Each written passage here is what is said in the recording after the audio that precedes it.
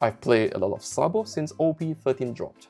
Today, I've gotten second place in the store tournament, and I think this is the finalized OP13 Sabo deck list.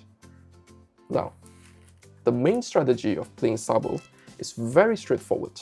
We play 6-cost Sabo whenever we can, and we play 8-cost Dragon to bring out 6-cost Sabo whenever we can. With our leader ability, this character is practically a 6-cost 8000 power blocker that also gives our leader a Restodon each turn. On top of that, playing the 8-cost Dragon gives us a 9000 power character that brings out the 6-cost Sabo. So, our game plan is to be able to do this as consistently as possible.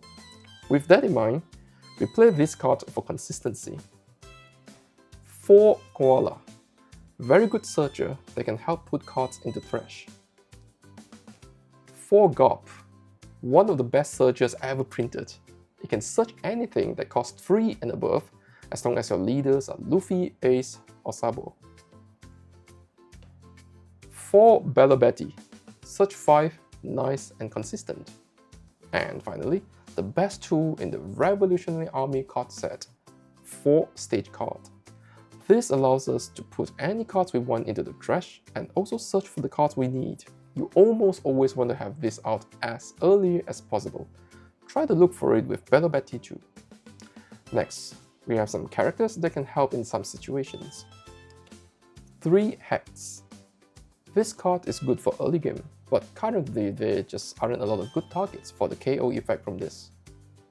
2 Rush Dragon. Very solid card. It gives us a good final push when we need that extra power to finish a game. And finally, 4 Stussy. This card is really good against decks that like to play big characters, such as very popular Ace. As long as we can remove the first Whitebeard they play with our Stussy, the game will be very easy to win. Now, for 2k counters, we have 4 Mori, 4 Sabo, and 2 Koala. We almost never play any of this because we will always stick to our core strategy of playing 6-cost Sabo into 8-cost Dragon. Since we do not have any 10-cost characters, we always have extra Dawn for counter events. 4 Waxing Feast is mandatory.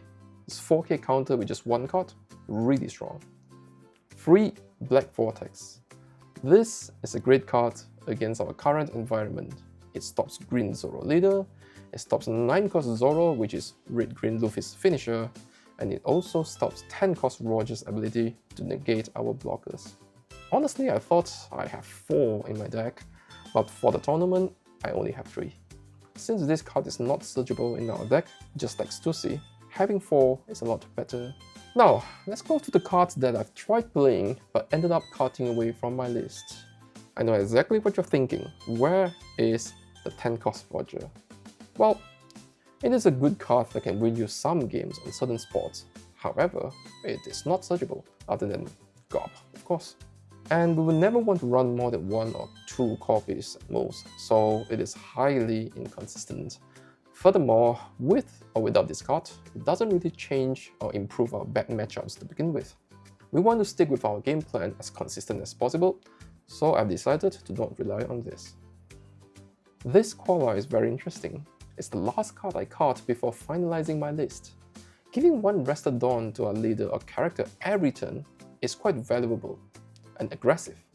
However, it is mostly only useful if we are able to play this on our first or second turn, and since our deck doesn't have a lot of card draws, playing this character early on and not finding Sabo and Dragon later on feels really terrible.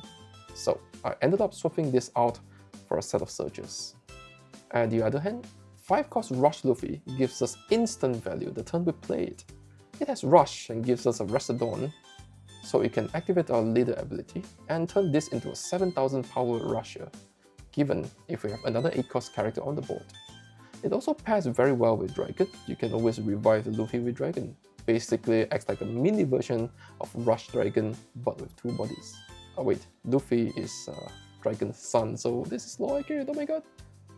Anyway, this is the one card I've struggled with cutting because it is extremely useful and versatile. The biggest downside though is that it has no counter and it can be very bricky. The only way we can cycle our cards is through stage, and it also cannot be searched other than, again, from God.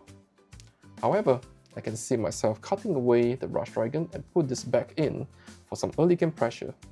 It's a great card. 5-cost Karasu is a very interesting one. When you go first, having Koala on board and playing Karasu on our 5 Dawn turns feel very good, because we get to activate our leader ability. Without Koala though, Karasu feels very slow and clunky. Last card is Saint Mars of the 5 Elders. This character is a blocker that is immune to removal, and also able to KO an original 5-cost and below character by trashing 1 card. Since it is only 6 costs, you can bring it back with Dragon too. If you prefer a more defensive playstyle, this card is definitely worth adding into our list. If you need something extra to recycle your cards, 5-cost Sabo is always a good choice. The Draw 2, Trash 2 effects allows us to filter away cards that aren't good against certain matchup. For example, Stussy is mostly useless against Emu, so we can throw those away. Currently, I'm experimenting with Shuraya. This card is really good against Green Zoro.